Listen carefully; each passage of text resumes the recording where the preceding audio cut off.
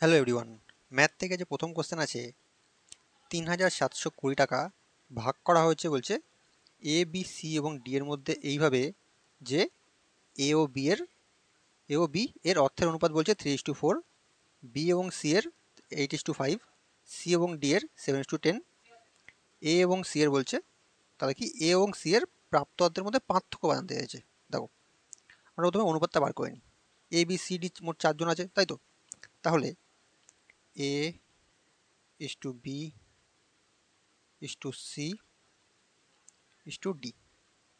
A is to B কত আছে? 3:4 আছে, 3:4।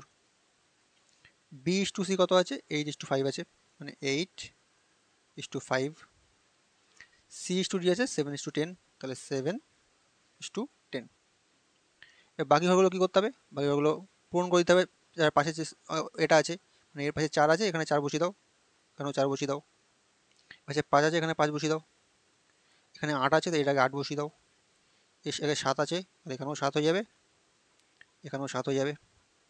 দেখো কমন পোর্শন যা আছে এগুলো কেটে ফেলো। দেখো এই লাইন থেকে 4 কাটছে, 4 একে 4, 4 একে 4, 4 একে 4।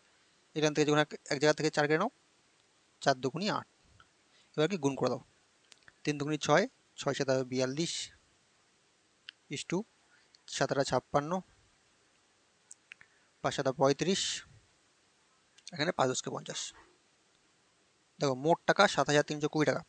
আর এই অনুপাতের যোগফল কত হচ্ছে দেখো, যদি যোগ করি আমার দাঁড়াবে 0 5 6 11, 11 2 13, 3 থেকে 1, 6 আর 3 9, 9 আর 5 14 আর 4 18, 183 মোট যোগফল। ঠিক আছে, তাহলে আমরা জানতে চাইছি এ আর সি এর পার্থক্য। তাহলে এ আর সি এর পার্থক্য কত আছে? এ এখানে, সি এখানে, মানে 42 আর 35, মানে 7 পার্থক্য, তাই তো? তার মানে 7,320 ডিভাইড বাই এই মোট 183। তাহলে এই 7 সমান সমান কত বার করলে আমার হয়ে যাবে। যদি কাটি দেখো এতে পুরোপুরি 4 দিয়ে কেটে যাচ্ছে। ঠিক আছে, শূন্য থাকছে, 4 7 28, হয়ে যাবে 280। তাহলে এ ও সি এর প্রাপ্ত অর্থের পার্থক্য কত? 280 টাকা। অপশান এ হয়ে যাচ্ছে সঠিক উত্তর। ঠিক আছে, চলো পরের কোশ্চেন দেখা যাক।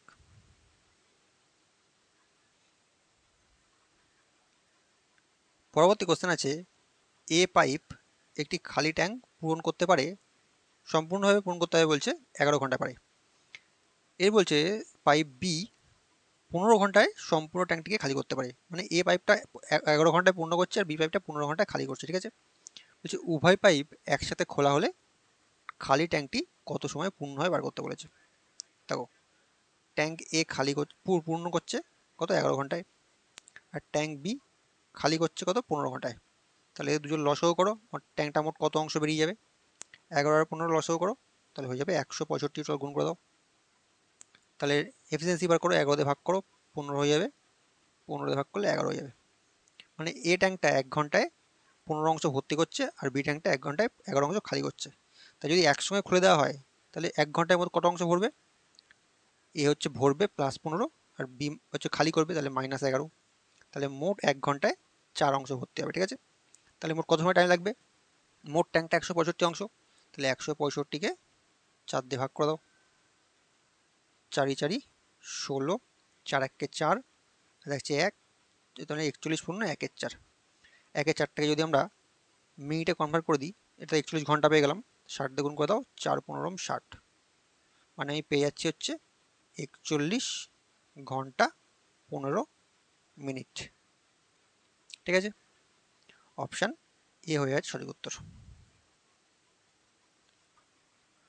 চলো পরের কোশ্চেন দেখা যাক।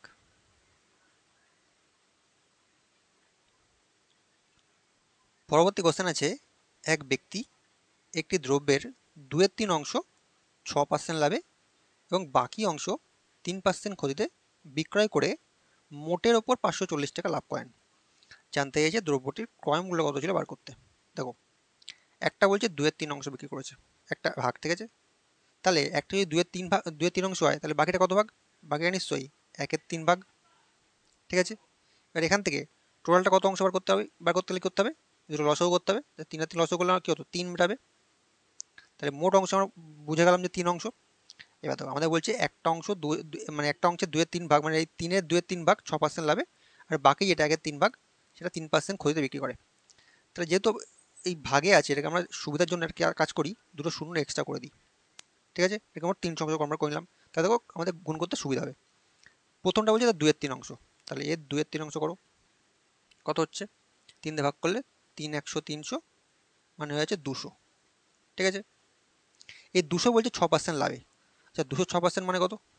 206% মানে হচ্ছে 12 টাকা। ঠিক আছে, আর দ্বিতীয়টার বলছে 300-র কত 1/3 ভাগ, 1/3 ভাগ মানে হচ্ছে 100। ঠিক আছে, 100 হয়ে যাচ্ছে। এটা বলছে 3% ক্ষতিতে, তাহলে এর 3% মানে কত? 3% মানে 3 -3। ঠিক আছে, তাহলে মোটের উপর কত লাভ হচ্ছে? এখানে 12 টাকা লাভ হচ্ছে, এখানে 3 টাকা ক্ষতি হচ্ছে। যদি যোগ বিয়োগ করি তাহলে এখানে আসবে 9 টাকা। তাহলে মোটের উপর আমার 9 টাকা লাভ হচ্ছে, একটু বুঝতে পারলে? এই মোটের উপর লাভ দেখো আমার বলে দিয়েছে 540 টাকা। তার মানে আমরা এই 9 সমান সমান বলতে পারি 540। তাহলে 1 সমান কত? 6 নং 54 মানে 60 টাকা। আমরা জানতে চাই দ্রব্যটির ক্রয় মূল্য কত। মোট অংশটা কত? মোট অংশটা ছিল 300 ধরেছিলাম আমরা 300। এটাই আমার তাহলে ক্রয় মূল্য বার করতে হলে 300 গুণ করতে হবে। তাহলে 300 সমান সমান কি হয়ে যাবে? 3 6 1800 মানে 18,000 টাকা। বুঝতে পারলে? অপশান বি হয়ে যাচ্ছে সঠিক উত্তর। চলো পরের কোশ্চেন দেখা যাক। পরবর্তী কোশ্চেন আছে, 3টি ধনাত্মক সংখ্যার অনুপাত 5:6:12। প্রথম ও তৃতীয় সংখ্যার গুণফল দ্বিতীয়টির বর্গের থেকে 96 বেশি, তাহলে বৃহত্তম সংখ্যাটা কি আমার বার করতে বলেছে। কি আছে 5 6 আর 12, তাহলে বলছে প্রথম ও তৃতীয় মানে 5 আর 12, মানে আমাদের ধরি প্রথমটা হচ্ছে 5x আর 3 নম্বরটা হচ্ছে 12x। ঠিক আছে, এই দুটো কি বলছে গুণফল, মানে গুণফল কিসের সমান? দ্বিতীয়টির বর্গ থেকে 96 বেশি, মানে ইজিক্যাল টু দ্বিতীয়টির বর্গ মানে 6x 6x তার স্কোয়ার থেকে আরও 96 বেশি। মানে এটা সময় আমরা এখানে বলতে ডাইরেক্ট বলতে পারি 6 6 36 বলতে পারি 36 এক্স স্কোয়ার। ঠিক আছে, এটা বলতে পারি। এটা মানে দেখো গুণ করো, যদি আমরা গুণি 5 বারম 60 এক্স স্কোয়ার, 36 এভাবে নিয়ে চলে আসো -36 স্কোয়ার ইজিক্যাল টু 96 থেকে যাচ্ছে। তার মানে এটা বিয়োগ করলে যাচ্ছে আমার 24 এক্স স্কোয়ার ইজিক্যাল টু 96, 24 দেখালে 4 24 96, মানে এক্স স্কোয়ার ইজিক্যাল টু আমরা পাচ্ছি হচ্ছে 4। তাহলে এক্স ইজিক্যাল টু হয়ে যাচ্ছে 2। ঠিক আছে, আমরা জানতে চাইছে বৃহত্তম সংখ্যাটি কত। বৃহত্তম সংখ্যাটা কত? এখানে 12 আছে মানে 12x, তাহলে হয়ে যাচ্ছে 12 ইন্টু 2 মানে 24। ঠিক আছে, অপশান ডি হয়ে যাচ্ছে সঠিক উত্তর। চলো পরের কোশ্চেন দেখা যাক।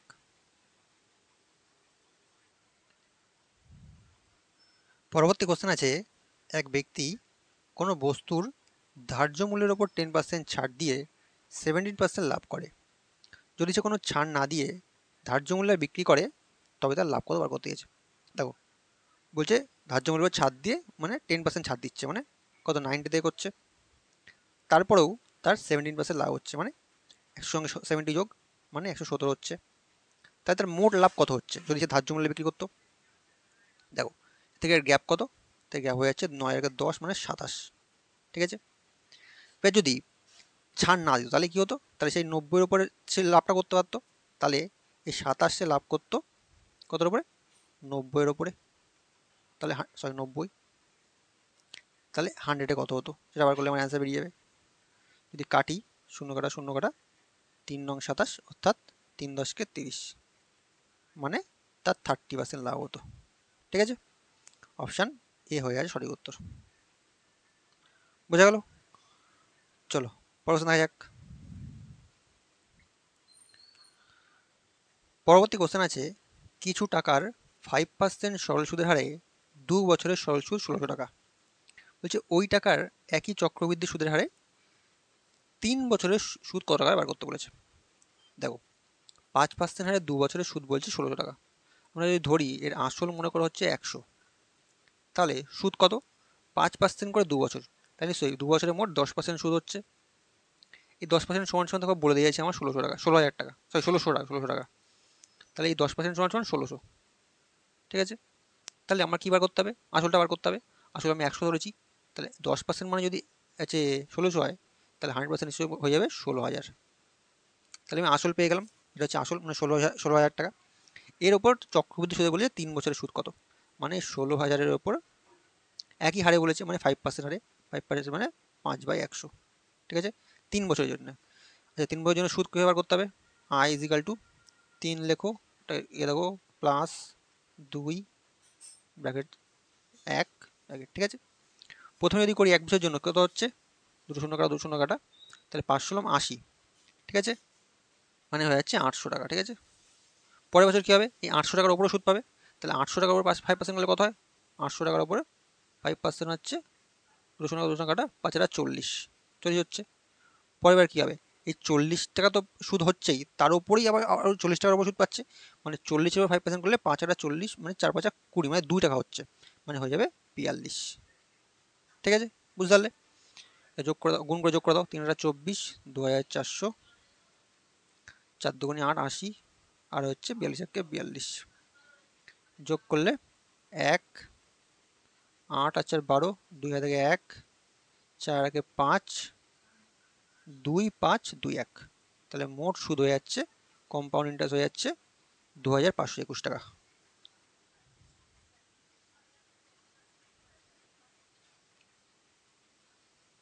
সরি, এখানে ভুল হয়েছে না, এখানে 2 টাকা ছিল, 42 ছিল, এটা 42 হবে, 42 একে 42, মানে এখানে হয়ে যাবে 22 টাকা, 2,522। অপশান বি হয়ে যাচ্ছে সঠিক উত্তর। চলো পরের কোশ্চেন দেখা যাক।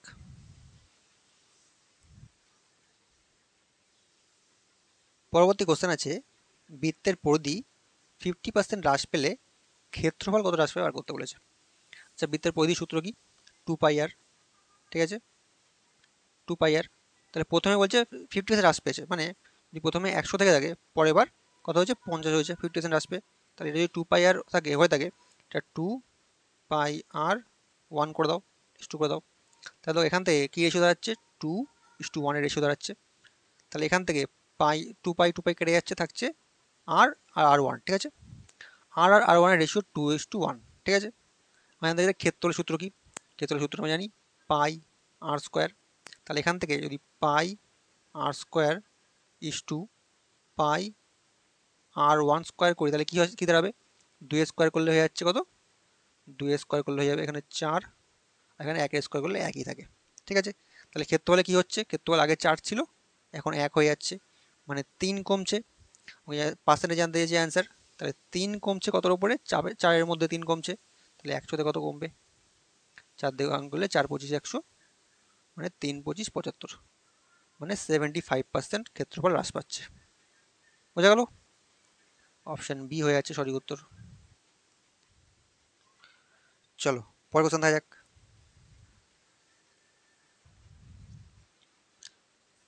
পরবর্তী কোশ্চেন আছে, দুটি বর্গক্ষেত্রের ক্ষেত্রফলের পার্থক্য 32 বর্গ সেমি। বলছে বড়টির বাহু ছোটটি অপেক্ষা 2 সেমি বেশি হলে বড়টির বাহু দৈর্ঘ্য কত বার করতে বলেছে। দেখো বলছে বড়টার বাহু ছোটটি অপেক্ষা 2 সেমি বেশি বড়, মানে যদি ছোটটার বাহুর দৈর্ঘ্য x হয়, বড়টা হয়ে যাবে 2 সেমি বেশি, মানে x+2, ঠিক আছে। এখানে বলছে দুটি বর্গক্ষেত্রের ক্ষেত্রফলের পার্থক্য, যে ক্ষেত্রফল কী বার করে, বাহু স্কোয়ার করে, তাহলে এটারও স্কোয়ার করে দাও, এটারও স্কোয়ার করে দাও, দুটো বর্গক্ষেত্র দুটো বাহুর স্কোয়ার করে দিলাম, ক্ষেত্রফল হয়ে গেল। এদের পার্থক্য বলেছে 32 সেমি, মানে এদের বিয়োগফল বলে দিয়েছে 32 বর্গ সেমি, ঠিক আছে।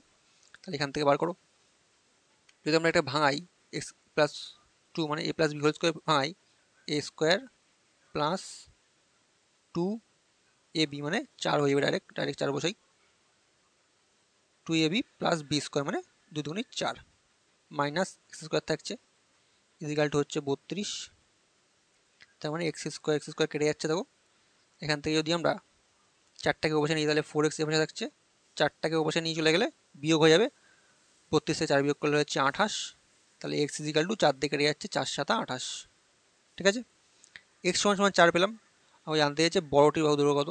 বড়টির বাহু দৈর্ঘ্য আমরা x+2 ধরেছিলাম, তাহলে এর সঙ্গে আরও 2 যোগ করে দাও, তাহলে বড়টার বাহু হয়ে যাবে 7 আর 2 = 9, ঠিক আছে। অপশান বি হয়ে যাচ্ছে সঠিক উত্তর। চলো পরের কোশ্চেন দেখা যাক। পরবর্তী কোশ্চেন আছে 96 টাকায় একটি বই বিক্রি করলে 20% লাভ হয়। বলছে বইটি 100 টাকায় বিক্রয় করলে শতকরা কত লাভ হয় বার করতে বলেছে। দেখো 96 টাকায় 20% লাভ হচ্ছে, মানে এর প্রথমে কস্ট প্রাইসটা বার করে নিই আমরা। 96 টাকা যদি 20% লাভ হয়, তার মানে এটা সমান সমান এই 96 টাকা সমান সমান আমরা বলতে পারি এটা সমান সমান হচ্ছে 120%। ঠিক আছে, বলতে পারি, কারণ 20% লাভ হচ্ছে। তাহলে 100% সমান সমান কত বার করতে গেলে কি করতে হবে? সমান সমান কত বার করতে গেলে বার করতে হবে 96/120 ইন্টু 100। এটা করলে আমার কস্ট প্রাইস বেরিয়ে যাবে। কাটো, শূন্য কাটা শূন্য কাটা, বাবাদে কাটলে কত? 8 × 96, 8×10 = 80। মানে বইটার আসল কস্ট প্রাইস ছিল হচ্ছে 80 টাকা, যেটা কিনা 96 টাকায় বিক্রি করলে তার 20% লাভ হচ্ছিল। আমাকে জানতে চেয়েছে মানে 100 টাকা বিক্রি করলে তার লাভ কত হবে। তাহলে 80 টাকার উপর যদি বইটার 100 টাকা বিক্রি করি, তাহলে নিশ্চয়ই তার 20 টাকা লাভ হয়, হয়তো। তাহলে লাভের শতকরা হার কত? প্রফিট পার্সেন্টেজ বার করার নিয়ম কি আমরা জানি, profit by CP into 100। Profit হচ্ছে কত? 20 টাকা। কস্ট প্রাইস কত? 80 টাকা ইন্টু 100। ঠিক আছে, 20 দিয়ে কাটলে 4, 4 দিয়ে কাটলে 25, মানে 25% লাভ। ঠিক আছে, অপশান সি হয়ে যাচ্ছে সঠিক উত্তর। চলো পরবর্তী দেখা যাক। পরবর্তী কোশ্চেন আছে, একটি পরীক্ষায় 65% পরীক্ষার্থী বাংলায়, 35% পরীক্ষার্থী ইংরেজিতে পাশ করে এবং 20% উভয় বিষয়ে পাশ করে। যদি মোট পরীক্ষার্থীর সংখ্যা 540 হলে কতজন পরীক্ষার্থী উভয় বিষয়ে ফেল করেছে বার করতে বলেছে। দেখো, দেখো সবচেয়ে ভালো নিয়ম হচ্ছে ভেন ডায়াগ্রাম দিয়ে করা। বেঙ্গলির জন্য একটা গোল করো, আর ইংলিশের জন্য একটা গোল করো, আর মাঝখানে ইন্টারসেকশন পয়েন্ট রাখো। ঠিক আছে, বেঙ্গলি ধরো, ঠিক আছে, ইংলিশ ধরো। দেখো আমরা বলছি উভয় বিষয়ে পাস করছে 20%, মানে মাঝখানে 20 রাখো। আর কি, বেঙ্গলিতে পাস করছে 65%, তাহলে বেঙ্গলিতে এইটুকু জায়গা কী হয়ে যাবে? টোটাল 65%, এটুকুর মধ্যে 20 ঢুকে আছে অলরেডি, তার মানে এটা হয়ে যাবে 45। ইংলিশে এটা 35 পুরোটা, তার মধ্যে 20 ঢুকে আছে, মানে এটা হয়ে যাবে 15। তাহলে টোটাল কত পাস হচ্ছে? দেখো টোটাল পাস হচ্ছে, 3 যোগ করে দাও, 65 আর 15 হয়ে যাচ্ছে 70, 80। টোটাল পাস করছে 80%। ঠিক আছে, তাহলে টোটাল ফেল কত? 100 থেকে 80 বিয়োগ, 100 থেকে 80 বিয়োগ করলে আমার আসবে 20%। এটা ফেল। ওই জানতে চেয়েছে কি কতজন পরীক্ষার্থী উভয় বিষয়ে ফেল করে, এটা হচ্ছে উভয় বিষয়ে ফেল। মোট পরীক্ষার্থী হচ্ছে 540, তার 20% করে দাও, তাহলে আমার অ্যান্সার বেরিয়ে যাবে। শূন্য কাটা শূন্য কাটা শূন্য কাটা শূন্য কাটা, 54 দুগুণে 108, মানে 108 জন পরীক্ষার্থী উভয় বিষয়ে ফেল করেছে। অপশান বি হয়ে যাচ্ছে আমার সঠিক উত্তর। বোঝা গেল? চলো আজকের কোশ্চেন থাকছে। ভিডিওটা ভালো থাকলে অবশ্যই লাইক করে দিও, আর চ্যানেল নতুন থাকলে চ্যানেল সাবস্ক্রাইব করে নিও।